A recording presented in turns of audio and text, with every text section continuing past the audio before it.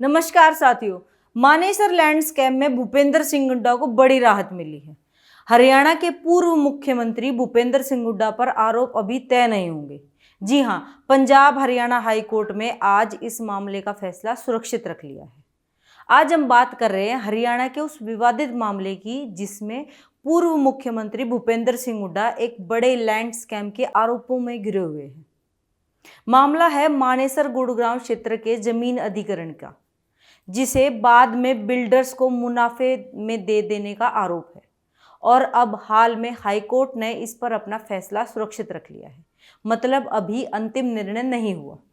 मानेसर के आसपास की जमीन, विशेष रूप से नौरंगपुर, लखनौला और मानेसर, इस क्षेत्र में जमीन किसान मालिकों के नाम थी।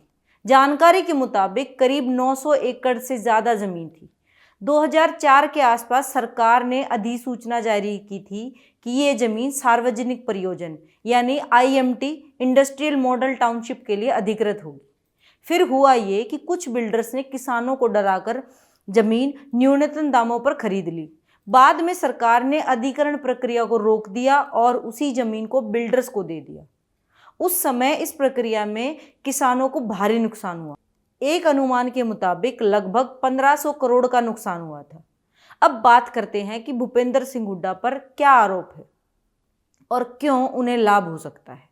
इस पर सवाल उठ रहे हैं। आरोप ये हैं कि हुड्डा की सरकार ने अधिग्रहण के नाम पर जो जमीन छीनी थी, उसमें से कुछ हिस्सा बिल्डर्स को बहुत सस्ते दामों पर दे दिया गया।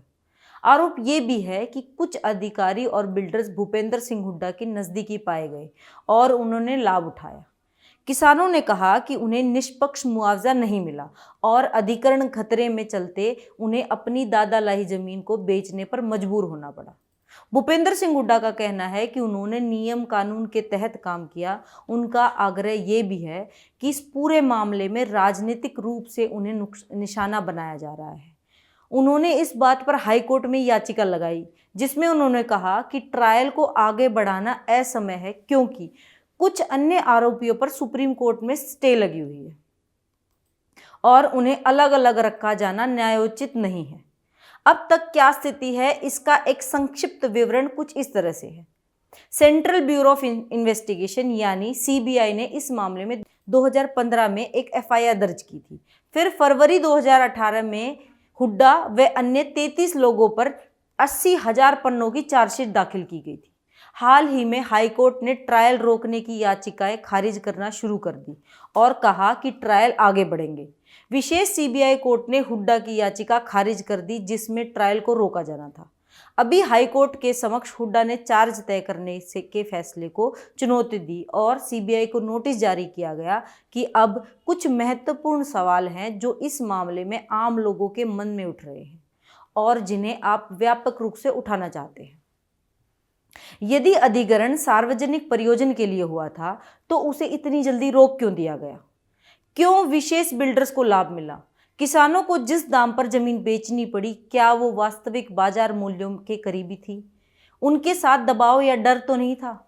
अधिकारी बिल्डर राजनीति की जाल कितना गहरा था? हुड्डा के समय में क्या विशेष फैसले हुए जिनसे फायदा स्पष्ट हुआ? यदि CBI ने चार्जशीट दाखिल कर दी है तो ट्रायल में देरी क्यों हो रही है? क्यों न्याय प्रक्रिया इतनी धीमी है? किसानों और आम जनता का भरोसा कैसे दोबारा बनेगा कि भविष्य में इस तरह की घटनाएं नहीं होंगी?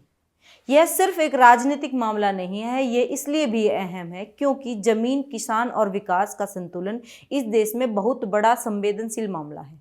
यदि सार्वजनिक प्रयोजन के नाम पर जमीन ली जा रही है तो उसमें पारदर्शिता और जवाबदेही जरूरी है। न्याय प्रक्रिया जितनी ईमानदारी से चलेगी उतना ही देश में भरोसा बढ़ेगा। इससे यह संदेश जाता है कि बड़े नाम भी कानून के ऊपर नहीं है। तो अब देखने वाली बात यह है कि हाईकोर्ट कब अपना आदेश देगा, ट्रायल कब तेज होगा और अंततः क्या हुड्डा सहित अन्य आरोपियों के खिलाफ चार्ज तय होंगे या नहीं? किसानों को कैसे मुआवजा मिलेगा? बिल्डर्स और अधिकारियों के खिलाफ कोई कार्रवाई होगी या नहीं? यह सब आने वाले समय में स्पष्ट होगा।